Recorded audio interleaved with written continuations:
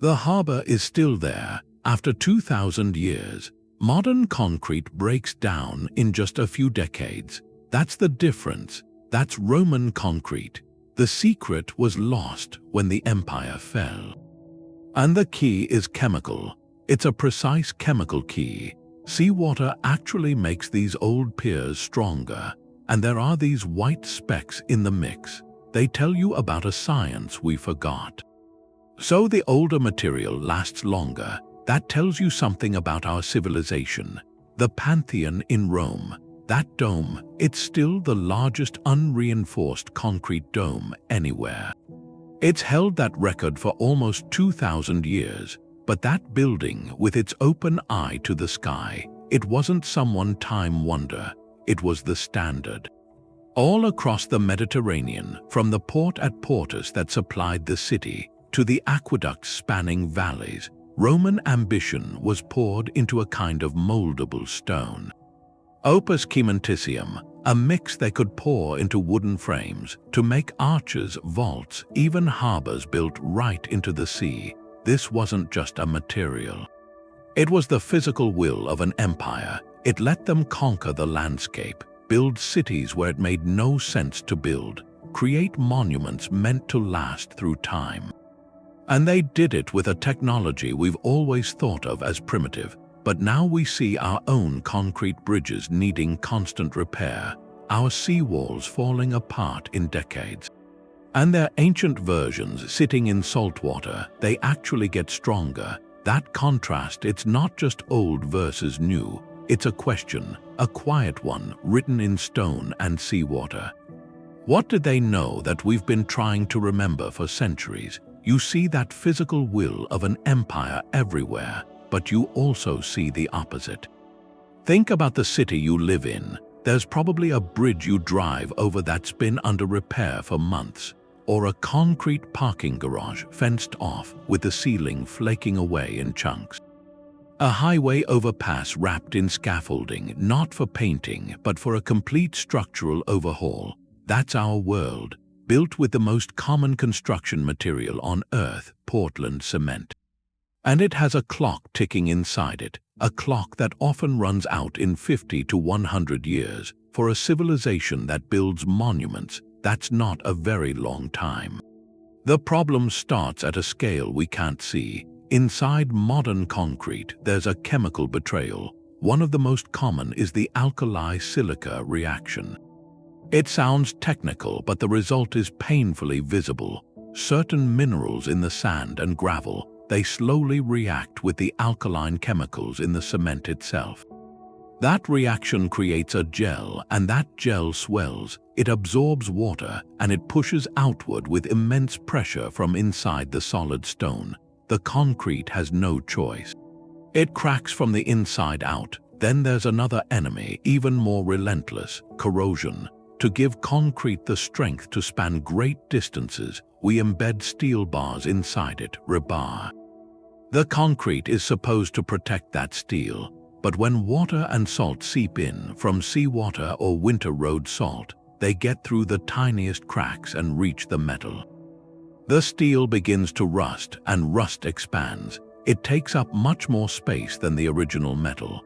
That expansion is so powerful, it literally blows the concrete apart from within. It's a process called spalling, where whole sections fracture and fall away. So we patch it, we wrap it in carbon fiber. We spend billions every year in a constant, losing battle against chemistry itself. This is the modern dilemma. We've built our world, our cities, our lifelines of transport and trade, with a material that has a built-in expiration date.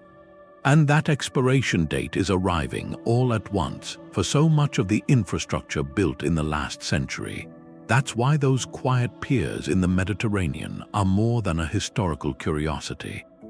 They're a direct, silent challenge. They present a question that's no longer academic, but urgently practical. What if the secret to a material that lasts for millennia, that actually grows stronger in the very environment that destroys our own, has been sitting in plain sight for 2,000 years? The search for the lost formula isn't just about understanding the past anymore. It's about finding a key to a more resilient future. The first clue was in the ground itself. Down near the Bay of Naples around Pozzolanic, the soil wasn't ordinary. It was this grey, gritty powder, volcanic ash from Vesuvius and others. They found that if you mixed this dust with slaked lime and water, it did something. It wasn't just a paste, it hardened into stone, even underwater. They called it pulvis Puteolanus, the dust of Puteoli. We call it Pozzolana. That was the first piece. They weren't inventing a new chemistry from nothing. They were observing. They saw this specific ash with lime would transform. In modern terms, it's a supplementary cementitious material. It reacts. The chemistry is sophisticated, even now. Slaked lime is calcium hydroxide, brittle on its own, but with pozzolana, which has silica and alumina, a reaction starts. With water, a slow chemical dance, it creates a new compound, calcium silicate hydrate gel, CSH gel. That gel is like a microscopic glue. It forms a dense, interlocking matrix. Tiny fibers and plates, a labyrinth. It binds the sand and gravel into one solid mass. This reaction did two things. First, it used up the free lime, the brittle part, and turned it into something stronger. Second, the reaction keeps going, slowly, for years, centuries. It fills in the tiniest pores, the micro cracks. It gives the material a kind of self-healing ability. At a molecular level, after Rome fell, that knowledge faded. The Industrial Revolution gave us Portland cement, something we could make anywhere. It was faster, more consistent, but in that shift we left something behind, a principle the Romans understood. The best binder isn't always the one you manufacture with intense heat. Sometimes it's the one you find, a reactive gift from the geology of a place, unlocked just by looking. So the volcanic secret of Pozzolanic was the first leap. But it was only part of it, because the most astonishing thing about Roman concrete, how it thrives in seawater, that pointed to a second ingredient. Something even more elusive, hidden in the mix. You see them off the coast near Rome, dark shapes under the water. Those are what's left of Portus, the old imperial harbor. They're not ruins on land, they're still doing their job, but they're underwater. The sea is all around them, waves hit them, salt gets into everything. The tide tugs at them, and they're still there. They've lasted. Our modern concrete, our seawalls, they fall apart in decades, but these haven't. It's a kind of puzzle. Seawater destroys our concrete. The chlorides attack the steel inside. It freezes in cracks. Organisms grow on it. We try to stop it with special coatings, different mixes. We still lose, so you have to ask, why is the sea preserving these ancient blocks? For a long time, the thinking was straightforward. Roman concrete just got lucky. Maybe it was so dense the water couldn't get in, or the volcanic ash protected it, but that didn't fit all the facts. When they analyzed samples, they saw something. There were signs of change, chemical change, not breaking down but transforming. That changed the whole view. It was a shift. What if the seawater wasn't something to keep out? What if it was a necessary part of the recipe, not a corrosive but a catalyst, a trigger for a chemical process meant to be slow, meant to take centuries? Modern cement is made to cure fast. It gets most of its strength in 28 days. Then the reactions are basically over. After that, it's just decay. A fight against the environment, but Roman concrete was different. The pozzolana and lime mix was just the start. It was a material waiting to talk, and seawater, with all its dissolved minerals, magnesium, sulfate, started that conversation. It seeped in, and it didn't just sit there, it reacted. It worked with the lime and ash to form new minerals, very stable ones, Al-Tobermorite, philipsite. These are plate-like crystals that interlock. They reinforce the structure from the inside, so the seawater wasn't attacking it. It was finishing the work. It was part of the curing, a curing process measured in geologic time. That's why those piers aren't just surviving. In a chemical sense, they're still becoming. Still solidifying, still responding to the sea, which was part of their formula from the beginning. The biggest clue wasn't in some text, it was in the water. And in the quiet proof of the stones themselves. But to really get it, scientists had to look deeper. They had to find the key inside the concrete. That curing from the seawater, that's just one piece. To really see the system, you have to look inside the concrete. Not just the glue, but what it's holding together, the aggregate. In a modern mix, the aggregate is inert. It's filler, crushed stone, gravel, sand. It's there for bulk, for strength, but chemically it's silent. It doesn't react. The paste does all the work of holding it together. That's the modern way, a passive filler in an active paste. Roman concrete flips that. They weren't using just any rock. They were selective, almost surgical. In Rome, they often used chunks of tough, that light, porous volcanic rock, or pieces of old brick and pottery. To a modern engineer, that seems strange. Why use something porous, irregular? Why not the densest, hardest stone? The answer is in the system they were building. Those brick and tough fragments weren't passive. They were reactive. Their porosity was a design feature. Think of a sponge. When you mix these chunky, porous pieces into the wet lime and ash paste, they don't just sit there. They absorb it. The paste soaks into their structure. It creates a mechanical bond that's far more intimate than just coating a smooth, dense stone, but it goes deeper than a physical lock. Chemically, these materials were part of the conversation. The brick, having been fired, has reactive aluminosilicates. The tough, being volcanic, has its own chemistry. Over decades, centuries, as moisture moved slowly through the concrete, these aggregates could keep interacting with the binder around them. They could participate in the slow, long-term reactions that were strengthening the matrix from within.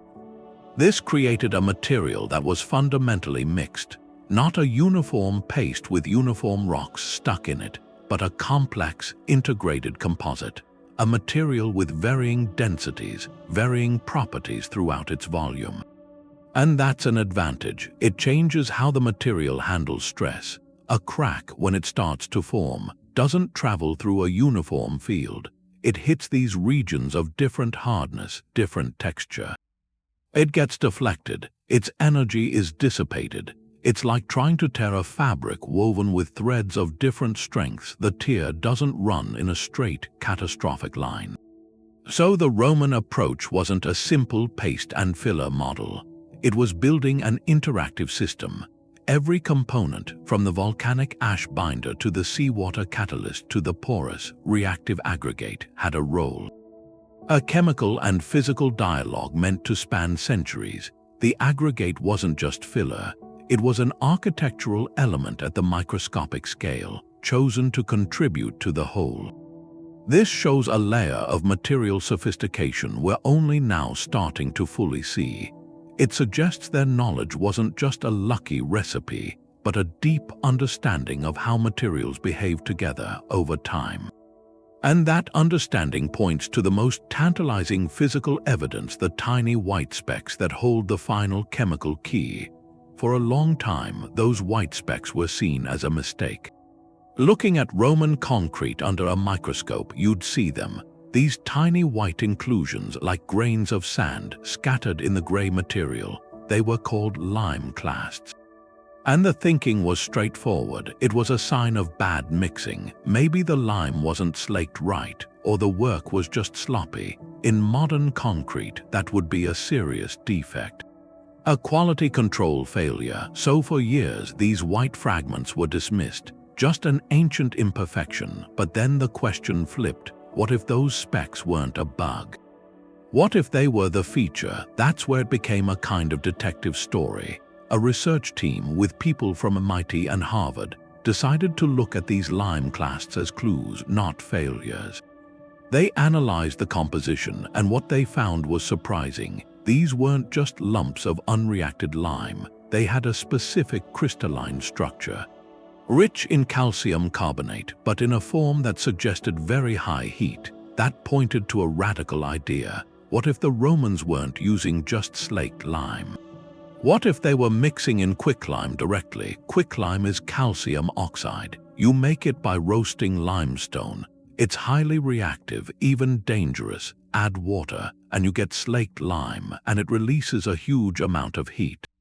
It's exothermic. Modern practice is to slake the lime completely first to get a smooth paste. Adding quicklime chunks directly is seen as a recipe for disaster. It can cause expansion, cracking, weak spots, or that was the assumption. These researchers proposed a different method, one the Romans might have used. They called it hot mixing. Imagine the process. You take your volcanic ash, you take your aggregate, your tuff and brick, and you add chunks of quicklime straight from the kiln. Then you add water. The moment water hits the quicklime, it explodes into heat. The mix would be hot to the touch. It would steam and crackle. In that thermal chaos, something happens. The quicklime chunks don't fully dissolve. They get coated in a crust. They become little self-contained reactors. They get embedded as those white specks. And here's the thing, these white specks aren't inert. They're a long-term repair kit. As tiny cracks form in the concrete over centuries, water seeps in. When that water reaches one of these lime clasts, it triggers a delayed reaction. The clast dissolves a little. It releases calcium ions. Those ions flow into the crack and react with the pozzolana in the concrete. They precipitate out as new calcium silicate hydrate gel. They fill the crack, they heal it, so the flaw was a function. The mistake was a masterstroke. The Romans, through observation and trial, built a self-healing mechanism into the material. They used the reactivity of quicklime not as a problem, but as a resource. They harnessed the heat to create a more porous structure during mixing, and they left behind these tiny white reservoirs of reactive material, waiting in the stone, ready for time and damage. This changes the view. It means the durability isn't just from good ingredients, it's from a brilliant, integrated system. A system with a built-in response to its own aging. It's a level of material science we didn't credit them with, and it raises the final question. If this was their method, could we prove it? Could we take this ancient story and use it to build something new? The white specks had a secret, but a secret is just a theory until you test it. Modern science stepped in. It turned an ancient hunch into an experiment. The idea was bold. Maybe the Romans weren't avoiding the violent reaction of quicklime. Maybe they were using it on purpose. That's the hot mixing hypothesis. Quicklime is calcium oxide. You bake limestone in a kiln until it glows. It's a caustic powder. It's thirsty. The moment it touches water, a transformation erupts. It's exothermic. The reaction releases a surge of heat, enough to boil water, enough to burn skin. It hisses and steams. It swells as it turns into slaked lime. Modern construction avoids that chaos. We slake the lime first. We make a calm, predictable paste. The Roman method, the hypothesis says, was to invite the chaos. They would have combined their volcanic ash, their chunks of brick and tuff, with lumps of freshly made quicklime. Then they would add water. Picture a mixing pit on a dusty work site. Water pours onto the dry mix. A low rumble of heat rises. The material would become hot to the touch, steaming in the Mediterranean sun. In that thermal tumult, the quicklime wouldn't have time to fully slake evenly. Instead, fragments of it would become encased in a crust of reacted material, trapped inside the concrete as it set. Those trapped fragments are the lime clasts. The white specks. To prove this, a team of researchers did something direct. They built a small batch of concrete using this exact hot mixing method. They combined pozzolana from Italy with chunks of quicklime. They added water and watched. The mix grew hot. They cast it. They let it cure. Then they examined it under powerful microscopes. And there they were, the same white inclusions, the same crystalline structure they had seen in 2,000-year-old samples from Privenum. The modern experiment had created the ancient fingerprint. This changes our understanding. Those white specks weren't a sign of poor quality control. They were the signature of a sophisticated technique. The Romans were harnessing chemistry others might fear. They used the intense, localized heat to create a more porous, reactive microstructure from the start, and they embedded those lime clasts as a long-term system. If a tiny crack forms years later and water seeps in, it can reach one of these clasts. The water reactivates it. The clast dissolves slightly. It releases calcium ions that flow into the crack. They precipitate as new binding gel, sealing the floor shut. The concrete heals itself. This is more than a recipe rediscovered. It's a principle reclaimed. The Romans weren't just mixing ingredients. They were designing a chemical system with a memory, a material engineered for time. The hot mixing hypothesis moves the lost formula from legend into the lab. It shows the answers aren't always in scrolls. Sometimes they're in the stone itself, waiting for us to ask the right questions and brave enough to recreate the heat. That thermal chaos had a purpose. It gave the material a kind of life, not a biological life but a chemical vitality. Roman concrete has a built-in immune system. It can heal itself. That's maybe the most astonishing thing. A tiny crack forms in a 2,000-year-old pier from stress or settling or the sea. In modern concrete, that crack is a death sentence. Water gets in, salt follows, the crack widens, the steel inside rusts and expands, and it all accelerates until the structure fails. But in the Roman material, that same crack starts a repair. When water gets into the fracture, it doesn't find a dead stone. It finds those white lime clasts. The ones we thought were mistakes. The water slowly dissolves them. That creates a solution rich in calcium ions, a kind of liquid mineral glue. This calcium-rich solution flows along the crack. And as it moves, it meets the surrounding volcanic ash, the Pozzolana, which is full of silica. A new chemical reaction starts right there in the fracture. The calcium and silica combine. They precipitate fresh calcium silicate hydrate gel, the same binding glue that holds the original concrete together.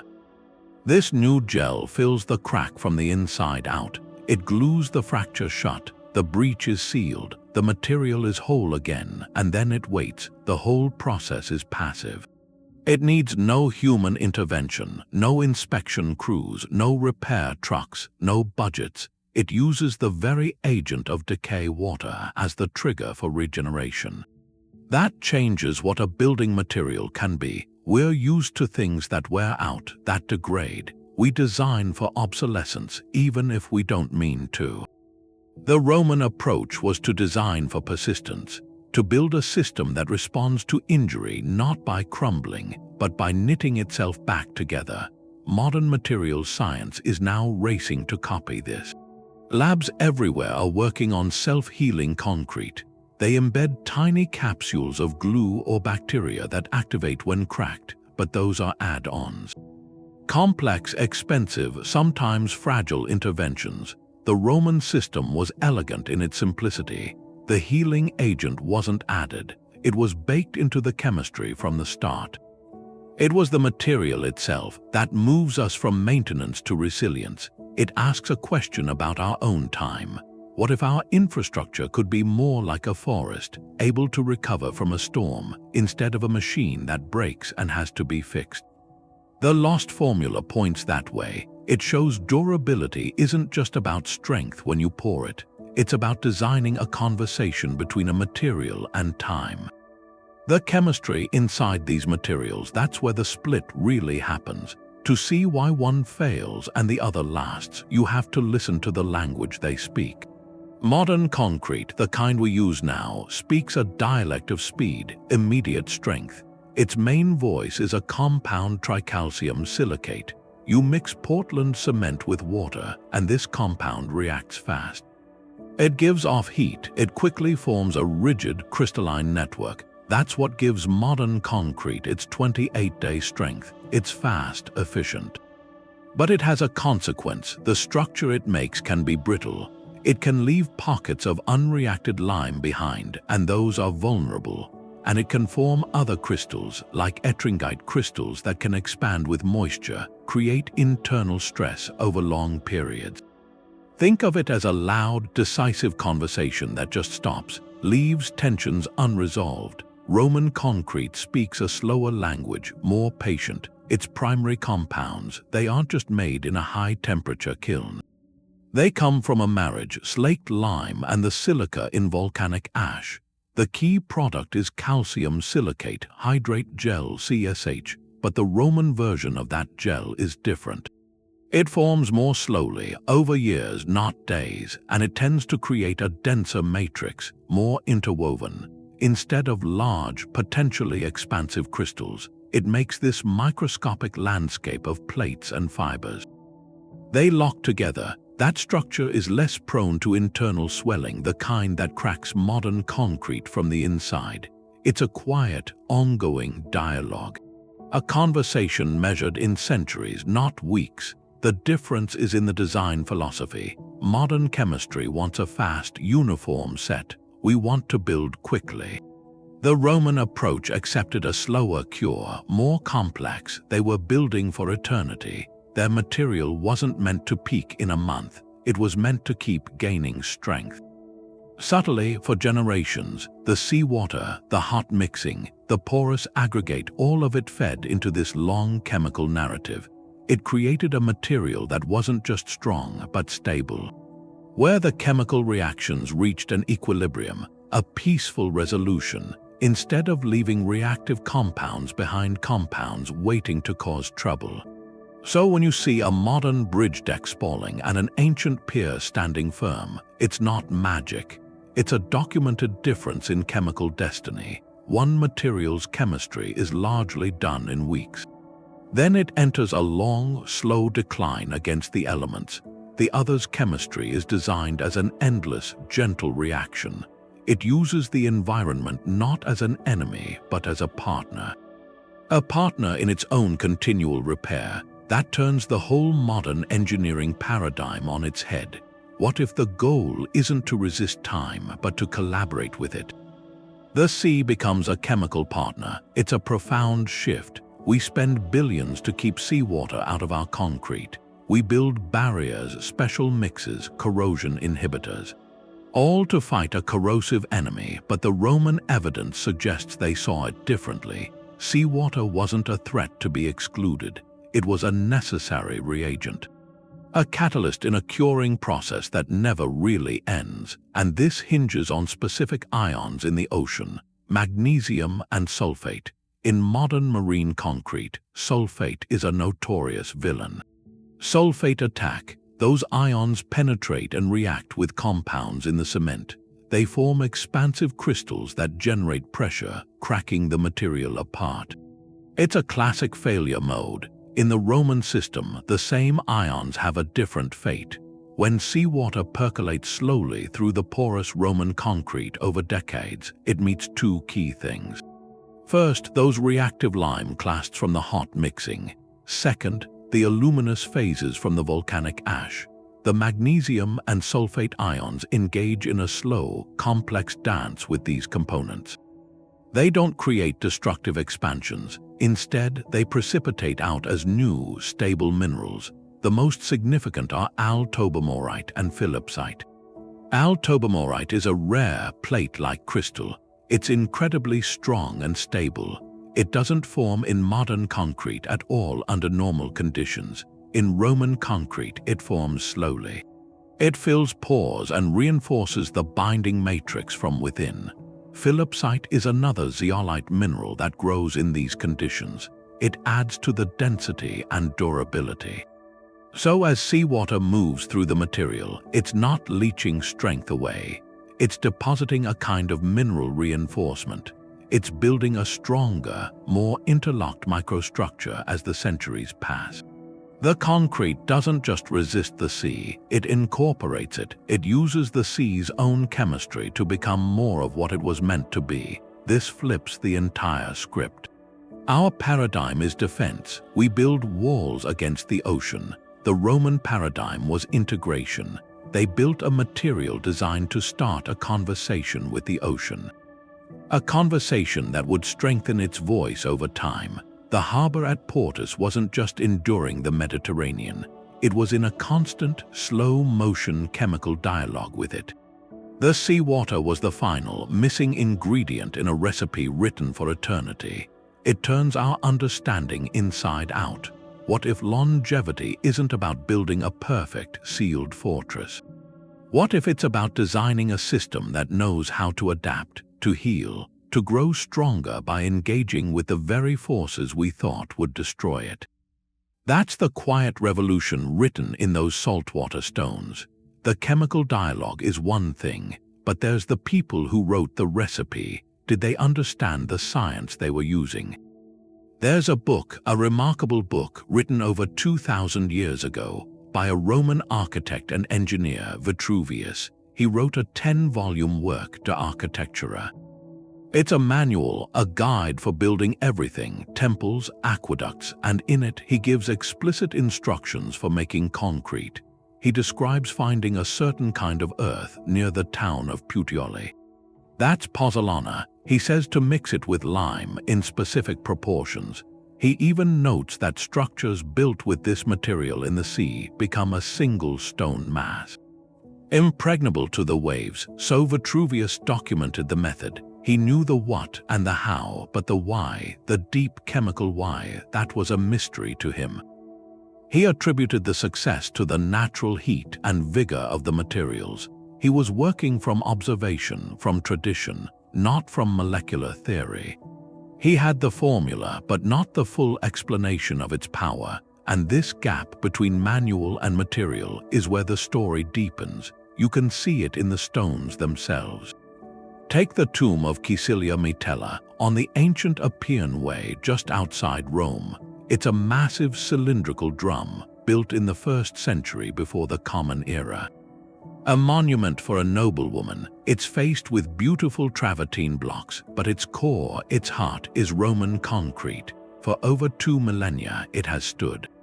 Through wars, through the collapse of empires, through weather and neglect, its concrete core has not crumbled, it has not spoiled, it has simply persisted. When you look at it, you're not just looking at a ruin, you're looking at a successful experiment, a physical testament to a process that Vitruvius could describe but not fully decode. That's the beautiful tension in the lost formula. The ancient builders were masterful empiricists. They observed, they experimented, they perfected a method through generations of trial and error. They knew that using ash from this specific volcano, mixed with lime in that specific way, and cured in the sea, produced an indestructible stone. They documented the procedure with care.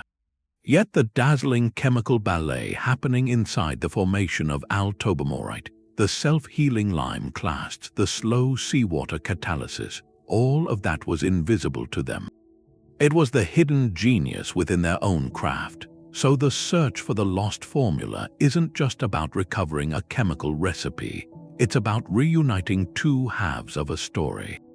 The half written in ink by Vitruvius describing the mix, and the half written in stone by the builders themselves, in the enduring concrete of tombs, harbors, and domes. One is a record of human knowledge, the other is a record of nature's collaboration, waiting centuries for us to learn its language. This bridge between text and ruin adds a profound human layer. It tells us that sometimes the greatest advancements are made first with the hands and only understood much later with the mind. The creators of this wonder knew they were building for eternity.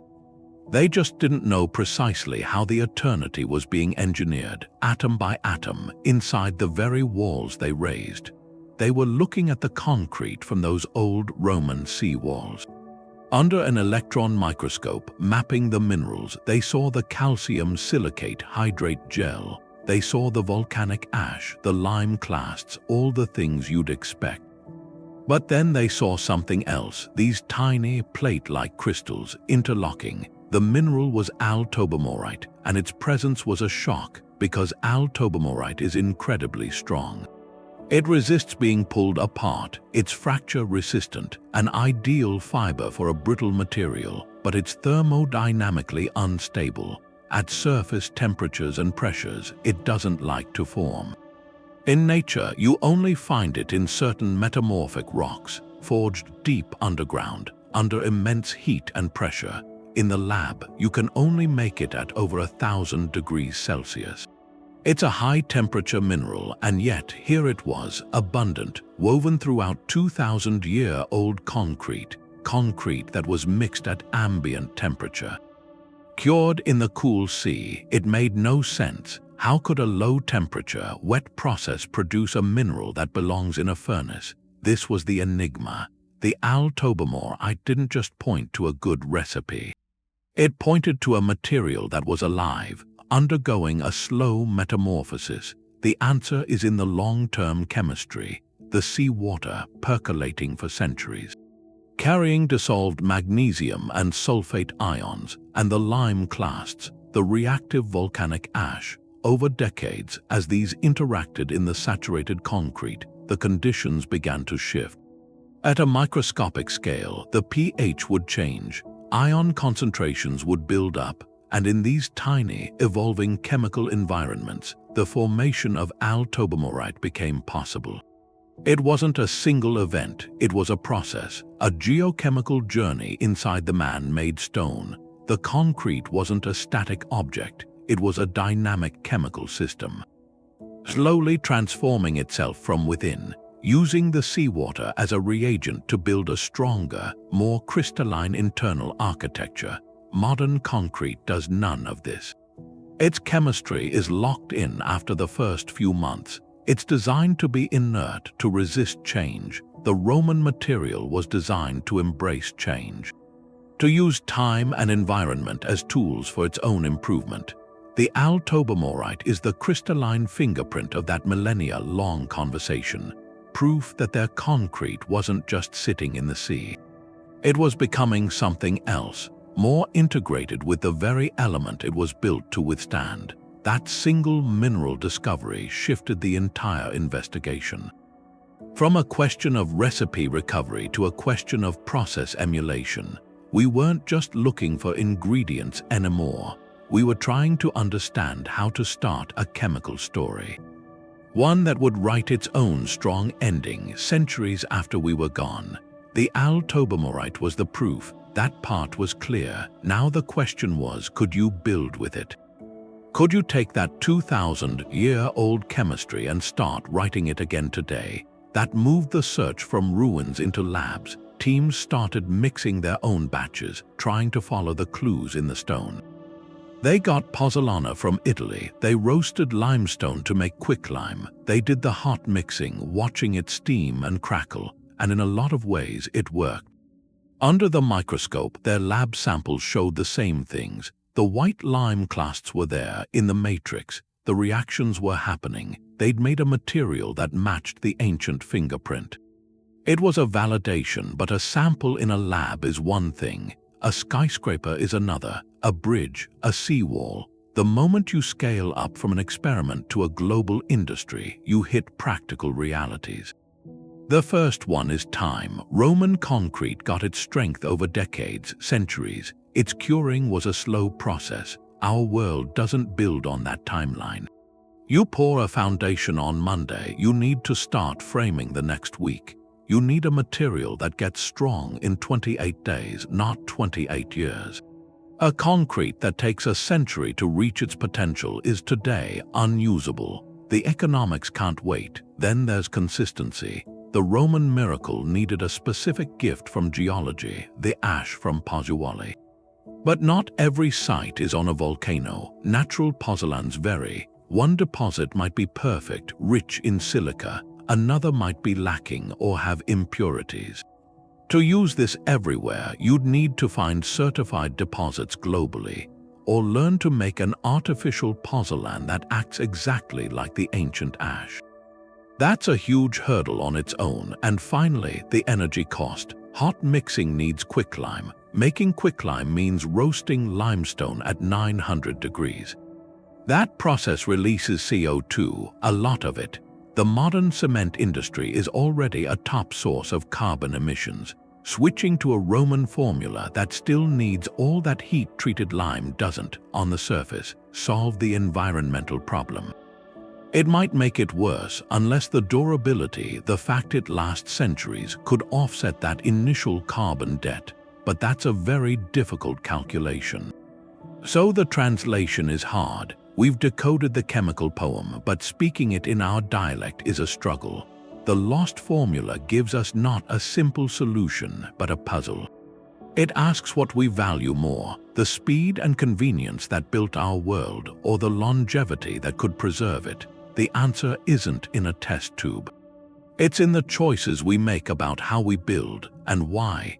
Taking that idea from the lab out into the world, you run into the problem of cement. The cement in a driveway, a sidewalk, a building foundation.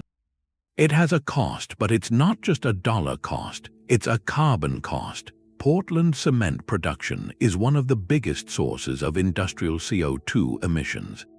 About 8% of the global total. The chemistry makes it that way. To make the key ingredient, clinker, you heat limestone, calcium carbonate, up to around 1450 degrees Celsius. That heat usually comes from burning fossil fuels, which releases CO2, but the reaction itself also releases CO2. As the limestone breaks down into lime and carbon dioxide, those are process emissions. They're unavoidable with this method. For every ton of cement you make, nearly a ton of CO2 goes into the air. It's the literal bedrock of everything we build, and it's warming the planet. So the Roman formula stops being just a historical note. It becomes a possible way forward. Because it offers a different chemical path, one that could lower that carbon footprint. Their binder wasn't pure Portland cement clinker. It was a mix. Lime, but also a lot of unprocessed volcanic ash, a natural pozzolan. It didn't need a kiln, you just had to collect it, and the lime they used could be made at a lower temperature than modern clinker. The whole system was designed to use less of it. The pozzolan wasn't filler, it was a reactive partner. It meant you needed less processed lime to get strength and durability. Today, we have modern versions of that ash, industrial byproducts, fly ash from coal plants, slag from steel mills, materials with pozzolanic properties. Often they're just waste. The concrete industry already uses them a little, as supplementary materials, replacing a small percentage of Portland cement. To cut costs and trim emissions slightly, but the Roman model suggests you could flip that, make the byproduct the main binder, use lime just to activate it. Not the other way around. This isn't just an idea. Research into alkali-activated materials or geopolymers is working on this. Concrete that activates a silica-rich waste material with an alkaline solution. The carbon savings can be huge, maybe 80% or more compared to ordinary Portland cement. But the benefit isn't just at the plant. Think about repair. The demolition waste from concrete that fails too soon. A material made to last millennia, not decades, changes the whole life cycle. It means far less reconstruction. Less energy spent on constant maintenance, less crushed concrete in landfills. That's a circular economy where buildings aren't disposable, they're durable. The Roman harbor didn't get rebuilt every 50 years. It just was. For 2,000 years, it's needed no new energy, no new materials, no carbon for upkeep. So the lost formula says two things. It's a technical blueprint for a material that heals itself and gets stronger, and it's an environmental argument. For a building philosophy that chooses longevity over speed, that works with natural chemistry instead of trying to dominate it, the choice gets clear. We can keep using a material that adds to climate change and then crumbles, so we have to do it all again, or we can learn to build like people who thought in centuries. And maybe give our own civilization a foundation durable enough to last. The recipe wasn't forgotten. It faded because the world that needed it stopped. The Roman Empire was more than an army, more than a government. It was a system, a vast network of roads, ports, aqueducts, and that system required a class of engineers, state-sponsored builders. They had the resources, the mandate. They had the institutional memory to perfect a material meant to outlast generations. They were thinking in centuries because the empire felt eternal. When that structure fragmented, the knowledge fragmented with it. The great public works slowed, then stopped. The need for a harbor that could last 1,000 years became a luxury. The careful, documented craft of the architects gave way to local methods, improvised building. The formula didn't vanish in a day. It dissolved slowly, like a fresco in the rain, as the conditions that created it washed away. In the centuries that followed, the logic of building changed. The medieval world, the early modern world, they weren't building imperial harbors or monumental domes. They were building castles, cathedrals, town walls, often under threat, often with limited funds. The priority shifted from legendary durability to immediate expediency. If you could build a defensive wall in months, using simpler methods, even if it needed repair in a few decades, that was the only choice. Survival now outweighed legacy later. The long, slow cure of Roman concrete became an artifact, a technology out of time, a solution for a problem that no longer existed in a world of fractured kingdoms and constant conflict.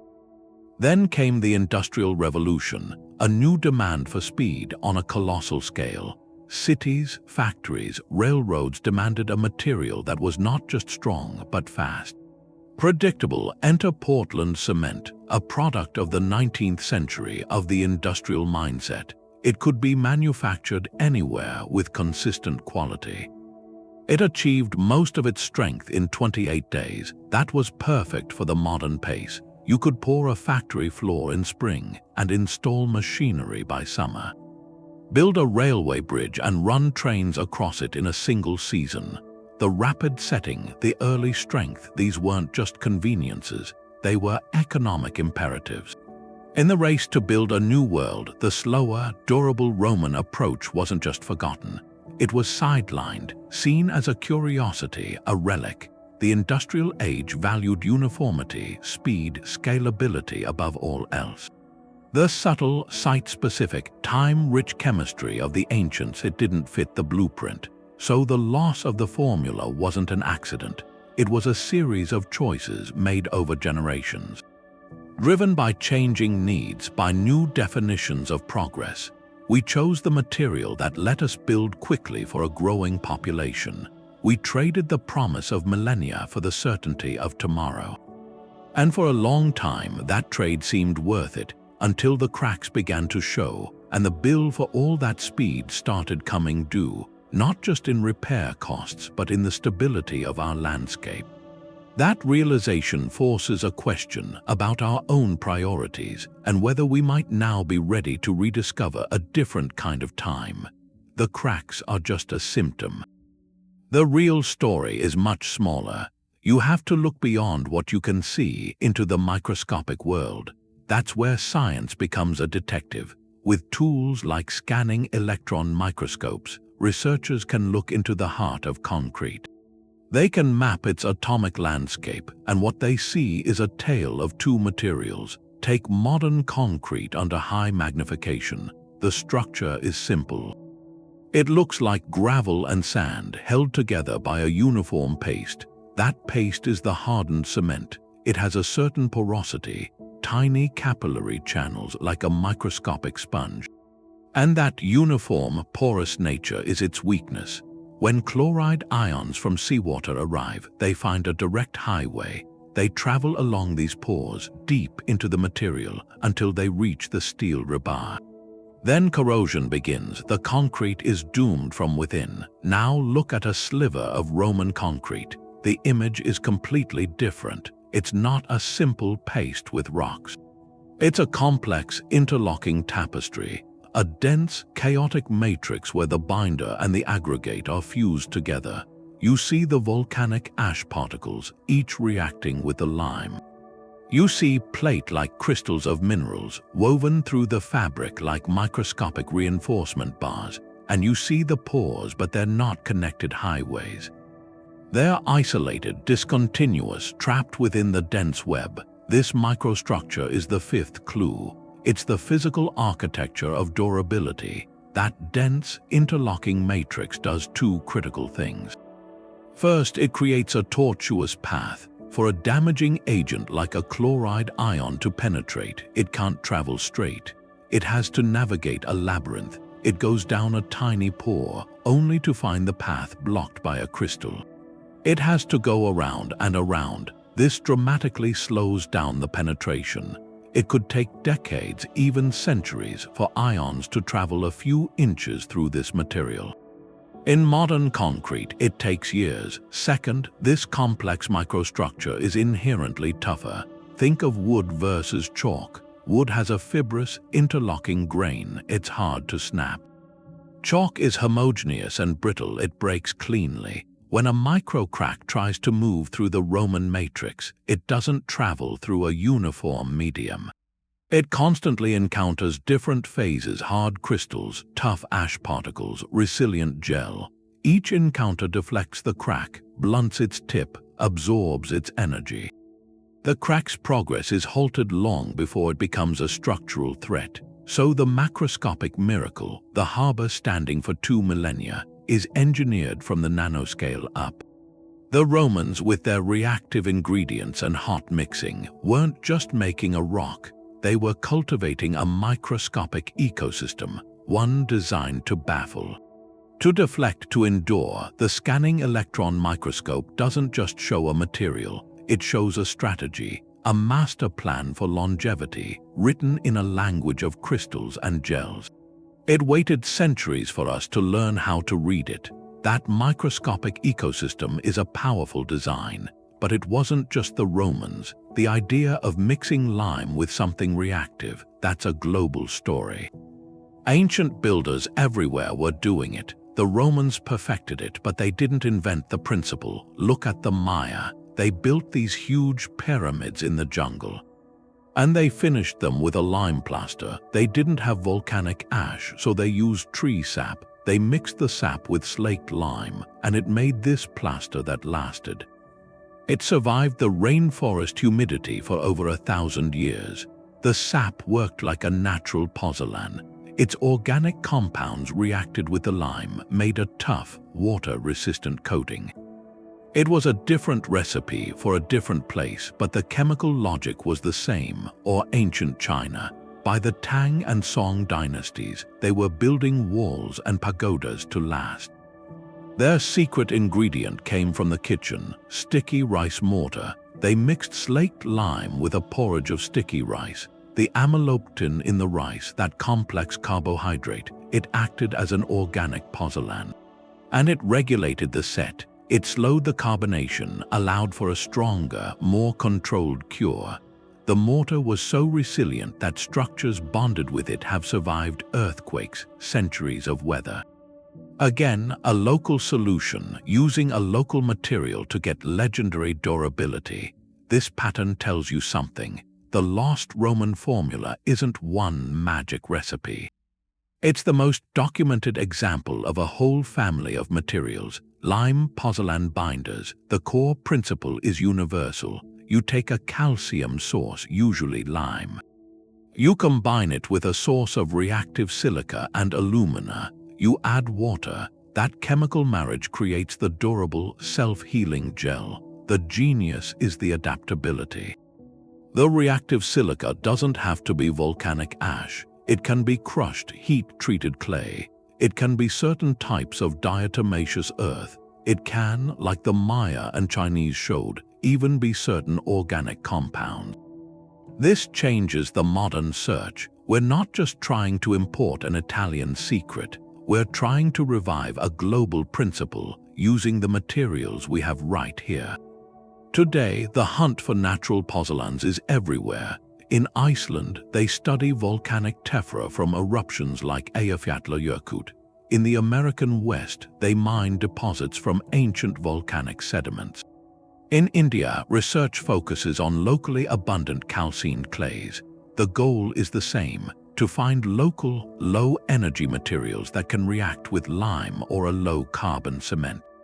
To build durable infrastructure without the massive carbon footprint. So the story of Roman concrete gets bigger. It becomes less about recovering one lost artifact, more about rediscovering a language of materials, a language many ancient cultures spoke in their own dialects. It suggests the path to a more resilient, sustainable built environment might not be a single high-tech invention. It might be in revisiting an ancient, adaptable wisdom, a wisdom that tells us to listen to the chemistry of our own local landscapes and to build in conversation with them. Local wisdom, adaptable and specific, meets the rigid structure of the modern world. Our whole construction industry is built on standardization. Codes, specifications, testing protocols, all designed for safety, for predictability. A bag of Portland cement from Texas has to perform exactly like a bag from Thailand. Engineers depend on that uniformity. They calculate loads, design beams, make sure a building won't collapse. The system revolves around one critical number, the 28-day compressive strength. It's a pass-fail test. It defines a material's worth in our time. You pour a cylinder of concrete, let it cure for 28 days, then crush it in a press. Measure the force it takes to fail. That number goes on a report. It becomes a legal guarantee. It's the language of modern liability and speed. Now try to fit Roman concrete into that box. Its greatest strength, that it gets stronger over decades, becomes its greatest liability in our system. How do you test for a property that takes a century to fully show itself? How do you write a building code for a material whose performance is a conversation with the local environment? You can't certify a 28-day strength for something designed to be weak at 28 days but indestructible at 2,000 years. The whole regulatory model breaks down. The economic model too, and this points to a deeper divide. Roman concrete was artisanal knowledge, mixed by crews who understood their local materials. The pozzolana from this quarry, the lime from that kiln, the aggregate from that riverbed, they adjusted mixes by sight and feel, tradition passed down through generations. The recipe was a guideline, not a rigid formula. It embraced variability because the craftsmen knew how to work with it. The material was a partnership. Human skill and local geology. Modern construction has largely erased that partnership. We traded deep, localized craft for broad, enforceable consistency. That shift let our cities explode in growth. It let us build the same shopping mall in 100 different towns. But it also divorced us from the unique character of place. A concrete mix in Phoenix is the same as in Seattle, despite radically different climates, different geologies. We fight nature with uniform technology instead of collaborating with local conditions. So the challenge isn't just chemical, it's cultural. It's about reintegrating time and place as design parameters.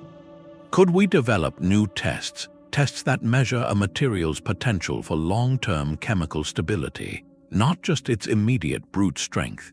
Could building codes evolve to reward durability, low lifetime carbon, rather than just initial cost and speed?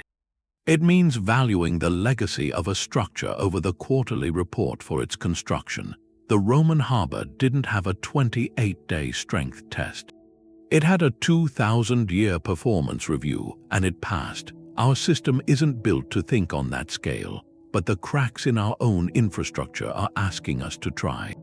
That divide between rules and culture is real, but in Rome you can see the proof, the Pantheon. Its dome isn't just a ceiling, it's an argument. For 1,900 years, it's been the biggest unreinforced concrete dome on Earth. No steel frame, no hidden beams. It's pure masonry, pure poured stone, spanning 142 feet. The weight of that whole hemisphere sits on the walls below. And those walls are Roman concrete. This is the ultimate case, the formula pushed to the limit. Building it was an act of genius. The engineers understood the forces.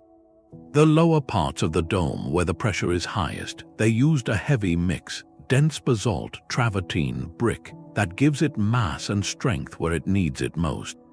But as the dome rises, the mix changes. The aggregate gets lighter. Pumice, a porous volcanic rock, goes into the upper layers, and the very top, the oculus. That was a deliberate choice. They were reducing the dead load, the shear weight, as it climbed. They were engineering with gravity, using the material's own makeup to handle the forces. A gradient of strength and lightness, all in one continuous pour. So the dome is both massive and delicate, and for 2,000 years it's faced its tests. The ground in Rome has shifted. Earthquakes have rattled the city, centuries of sun and rain, expanding and contracting the fabric, and yet it stands.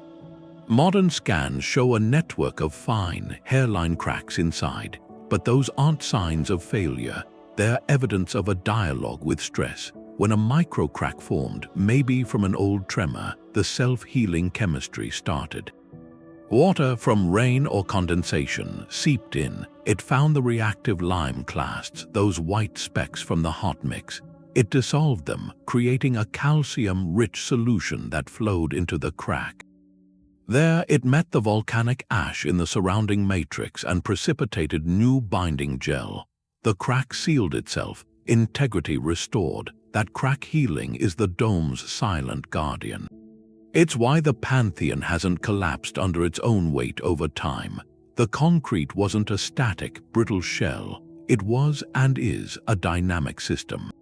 It accommodates movement, it responds to injury, it keeps an equilibrium. The open oculus at the top, letting in light and rain, that's not a flaw, it's a feature. It likely helped the process, letting moisture in to activate that long-term chemical repair. So the Pantheon is more than a monument, it's a working demonstration.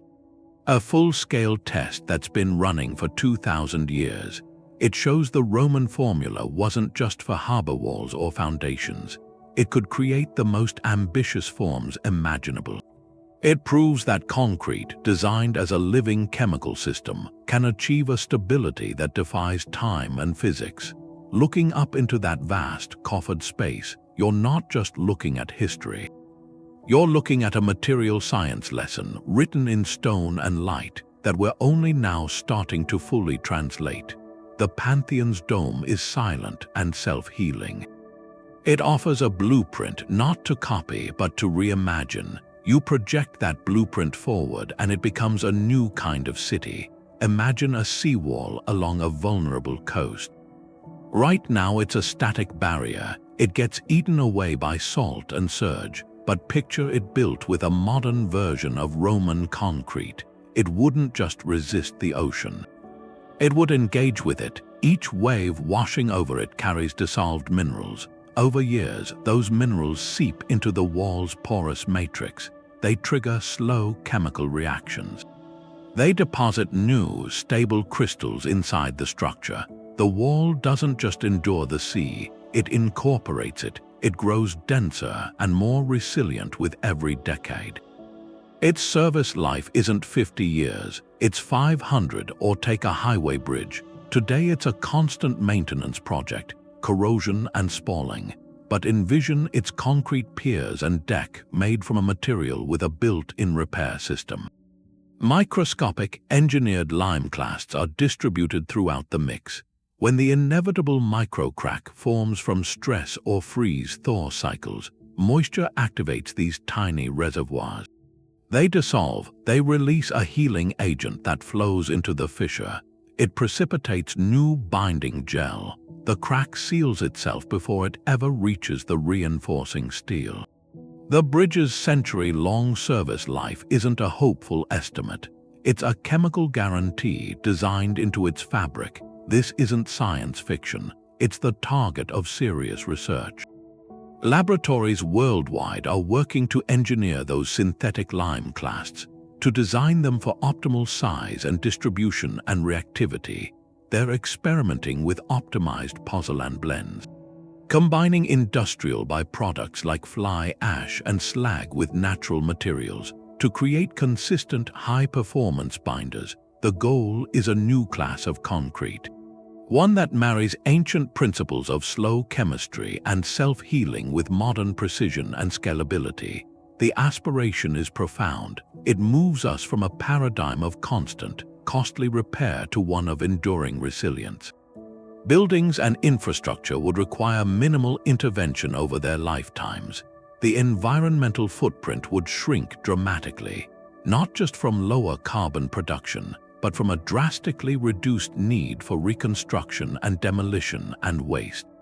We would stop building disposable cities. We would start crafting legacies. Solving this ancient mystery becomes more than an academic triumph. It's a practical key to a more stable future. It asks us to value time as a design ingredient, to think not in quarterly reports or election cycles, but in generations. The silent, enduring proof has been standing in plain sight for 2,000 years. It whispers that the most forward-looking vision for our built environment might be found by listening to the deep, chemical wisdom of the past. Our construction timeline is built on a lie. We pour a foundation and expect it to reach full strength in 28 days. That's the standard, a month, and the material is considered mature, finished. After that, it's all a slow decline, a long fight against decay. But the concrete in the Pantheon, in those old harbors, it tells a different story. It says our timeline is far too short. That the most important chemical work is only just beginning after the 1st century. This is the 6th clue. Time wasn't just a backdrop for Roman concrete. It was an active ingredient, a necessary part of the recipe. Modern engineering is obsessed with the initial set. We need a bridge deck strong enough for traffic in weeks. A skyscraper's floors ready in months. That demand for speed locks in a chemical destiny. The rapid reactions that give early strength, they also create a more brittle microstructure. They leave behind compounds that are vulnerable. The material peaks in its youth, then spends its whole life in decline. The Roman approach used an almost geological pace. Think of it not as curing, but as a continuous maturation. When that hot mixed concrete first hardened, it was strong enough to hold its shape, to bear the loads of construction. But its true genius was latent. Inside it were those countless tiny lime clasts and the reactive volcanic ash, and the process of those two components slowly finding each other, helped by minute traces of moisture moving through the stone. That process was meant to last for generations. A chemical conversation measured in human lifetimes. For decades, for centuries, the slow dissolution of a lime clast would release calcium ions. Those ions would diffuse through the microscopic pores until they hit the silica-rich surface of a volcanic ash particle. And there they'd precipitate as a new, strong binding gel. This gel wouldn't just sit on the surface. It would fill the tiniest voids, the little micro cracks that happen in any solid material. It would reinforce points of weakness before they could fail. At the same time, minerals like Al-Tobermorite, they weren't formed just once during mixing. They grew slowly over centuries as the chemical environment inside the concrete changed with the seepage of rainwater or seawater. This wasn't a flaw. It was a design transformation. The concrete was becoming something more integrated, more crystalline, more stable with every century that passed. This challenges the foundation of modern construction engineering. We design for a service life 50 years, 100, and we base every calculation on the material's properties at 28 days. What if we designed for a material whose key properties aren't there at 28 days? What if its most valuable trait is a capacity for continuous self-improvement, a chemical resilience that only deepens with time? It asks us to reconsider what building for the future means. It's not just about making something strong enough to last. It's about designing a system that grows stronger because it lasts. That uses the passage of years not as an agent of erosion, but as a partner in solidification. The proof in the Roman ruins is silent, but it endures. It suggests the most durable things we can create aren't those finished quickly, but those designed to never truly be finished. Their chemical story is written to have no final chapter. Only an ongoing sentence stretching into a future we can barely see. That chemical story didn't come from one place. No single person could have put it together. It's a story of collaboration. It takes a team where everyone speaks a different language. The archaeologists arrive first. They're the finders. They extract a core sample from an ancient pier or a fragment from a Roman bath. Their skill is in context. They know the layer it came from, the era. They handle the sample as a piece of history. They preserve its story from the moment it leaves the ground. Then the sample moves to the geologist. They look at it with a different eye. They identify the volcanic ash. They can trace it back to a specific eruption, a specific quarry. They analyze the aggregate. Is it tuff from the Alban Hills or travertine from Tivoli? They map the material back to its source. They ground the recipe in the landscape of Rome. Meanwhile, the historian is in the archives. They are the translators of intention. They read Vitruvius, Pliny the Elder. They look for the practical manuals, the contracts, the records of shipments. They provide the human framework. They tell us not just what was built, but why and by whom and under what conditions. They give voice to the ancient builders' goals. Finally, the sample reaches the materials scientist and the chemist. They have the tools to listen to the material's own voice. They place the fragment under a scanning electron microscope. They use X-ray diffraction to find crystalline structures. They perform microchemical analysis to map the elements.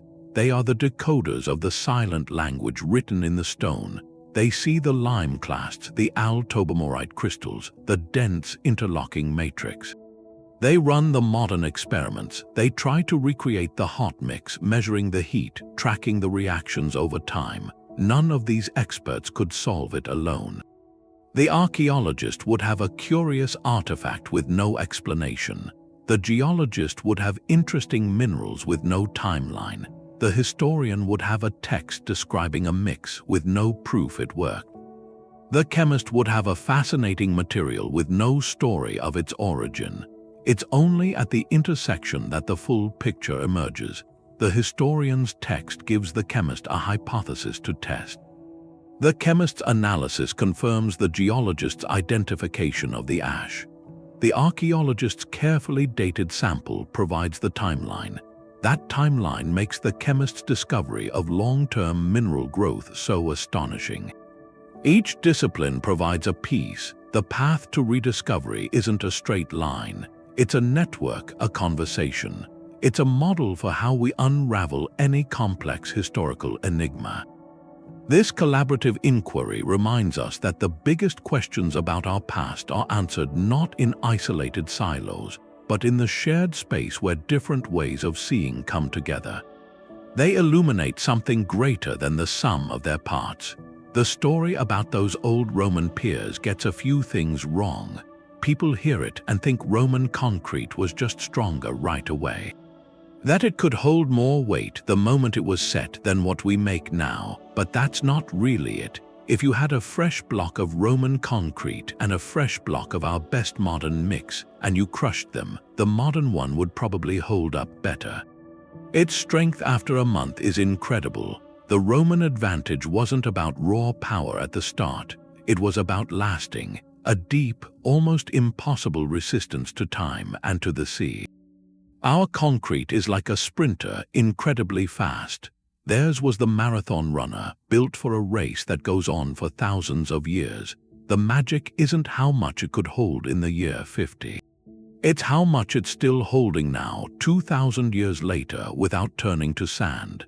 That brings up the second mistake, the idea that the recipe was lost. We imagine a single scroll burning or a master taking his secret with him, but the ingredients were never secret. Vitruvius wrote them down: lime, volcanic ash, rocks. Anyone could read that. What disappeared was the practical knowledge, the specific method, the hot mixing that left those little lime chunks that can heal cracks. The understanding that this material worked on a different timeline, that its curing was a slow, geological process, not a factory one. The deep, institutional skill of picking and blending local materials for a specific job, for a harbor or a dome. That hands-on craft passed from engineer to apprentice, faded when the empire stopped building on that scale. The recipe was in the book, but the symphony was in the conductor's hands, and that knowledge slipped away. Which leads to the third, maybe most appealing, fallacy, that we can just copy it, that the answer is to open Vitruvius, get some volcanic ash, and start pouring eternal foundations. The reality is more complicated and more interesting. We can't just replicate an ancient recipe made for the Roman world's pace and priorities. Our job is to translate the idea. We have to adapt the concept of a reactive, long-term binder for a world that still needs to build fast. We need to find modern, available substitutes for those volcanic ashes, maybe in waste from other industries. We have to engineer self-healing that works reliably at the scale of a skyscraper, not just in a lab, and we have to do all this within modern building codes and budgets. The goal isn't to rebuild Rome, it's to learn its deepest lesson about materials. That durability is a chemical conversation designed over centuries. Our task is to start a new conversation in our own time with what we have, inspired by a wisdom that's lasted. That collaborative effort uncovers a powerful technology, but it also brings a new set of questions. The moment we can recreate something like the Roman formula, we face a dilemma. What do we do with it? One of the most immediate questions is about the ruins themselves. Should we use a modern version of this concrete to repair ancient Roman structures? On one hand, it seems fitting to heal a 2,000-year-old aqueduct with a material that shares its chemical soul. It would be a repair that speaks the same language as the original stone, potentially lasting just as long. But on the other hand, is that authentic? Restoration purists argue that any new addition should be clearly distinguishable from the old, that we shouldn't create a seamless, eternal patch that blurs the line between what the Romans built and what we added centuries later. It becomes a philosophical debate about preservation. Do we preserve the ruin as a historical document, frozen in its state of decay? Or do we preserve its function and form, using the very science that made it possible, allowing it to stand for another 2 millennia? There's no easy answer, only the weight of the choice. Then there's the question of resources. The Roman miracle relied on a specific geology, volcanic ash deposits. If we scale this up for global use, we must ask, are these deposits finite? Mining natural pozzolans on an industrial scale could have significant environmental impacts. It trades one resource problem for another.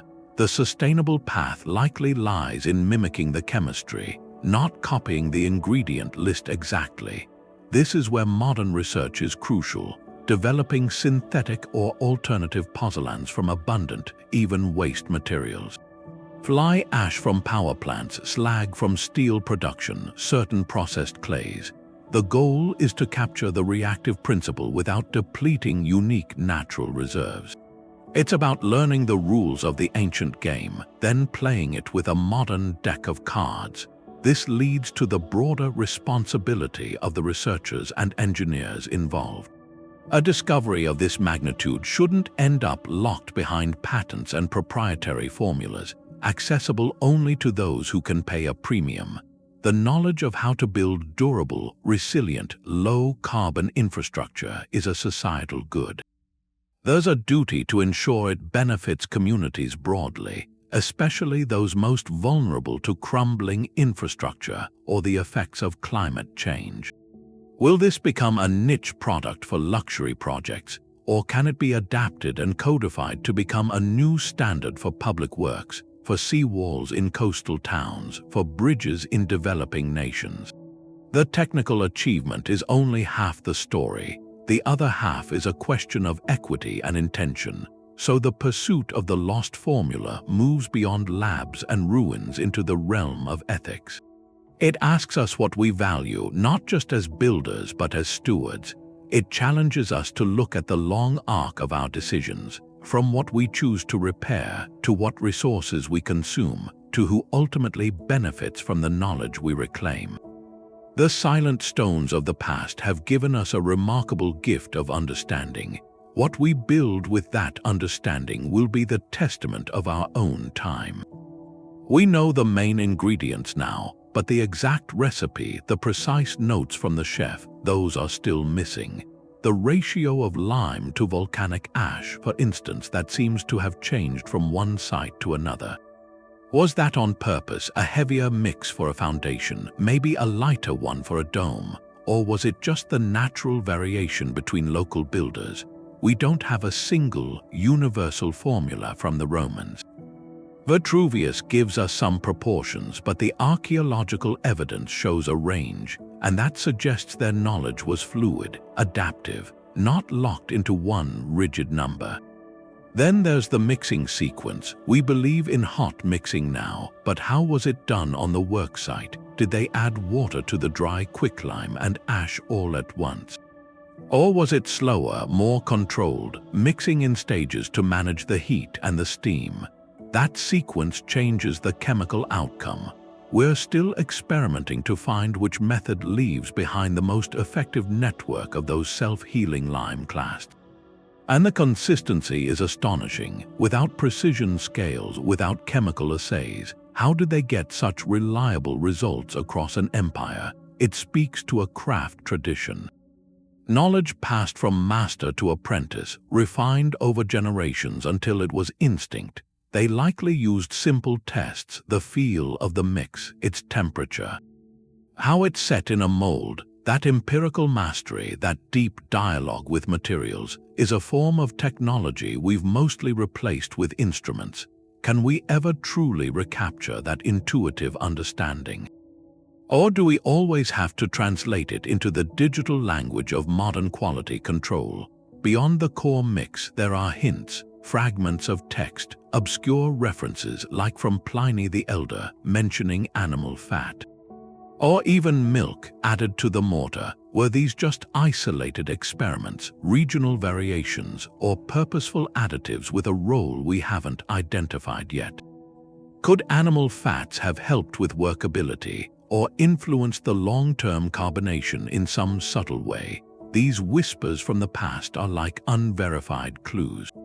They prompt modern researchers to run tests to see if these forgotten additions reveal another layer of sophistication. Perhaps the deepest unknown is the material's own lifespan. We have samples that are 2,000 years old and going strong, but are they at their peak? Could they last 10,000 years, 100,000? The chemical reactions are slow, but are they perpetual, or will they eventually reach a final, stable equilibrium? We don't have a day to point that far out. The concrete itself is the ongoing experiment, and we are latecomers reading the interim results. That question pushes beyond history into geology. It frames these man-made stones as a new kind of sedimentary process, with a durability that may rival natural rock. So the story remains open-ended. Each answer uncovers new, finer questions. This isn't a failure of research. It's the nature of discovery. The final chapter on this ancient marvel hasn't been written because the material is still writing it. One slow, chemical sentence per century. The lost formula is no longer a complete mystery. It's a frontier, and on that frontier, the past continues to challenge the future. Inviting the next curious mind to look closer, to ask the next question, and to listen for the next secret the stones have waited millennia to tell. The Roman formula wasn't a magic bullet. It was a material philosophy. Every component had a role. The reactive ash, the porous aggregate, even the seawater itself. They were all part of a chemical conversation. A conversation meant to last centuries. It was a partnership with time, not a battle against it, and our journey from those sunken harbors to the screens of electron microscopes, it shows something. It shows that sometimes the most advanced path isn't the newest one, it's the wisest one, the one we forgot. This rediscovery, it challenges our modern obsession. Speed and disposability, it asks us to consider our own built environment. What legacy are we building? When we pour a foundation today, are we thinking in decades? Or in generations? The concrete of Rome whispers that the two can be the same thing. This is more than a solved historical mystery. It's a beacon. It shows that human ingenuity, aligned with natural processes, can create things of breathtaking longevity. We face an urgent need now to rebuild our world with resilience, with sustainability. We don't have to invent everything anew. We can look back. We can learn from masters who thought in stone. And in centuries, their lost formula is found. The question that remains is what we will build with it.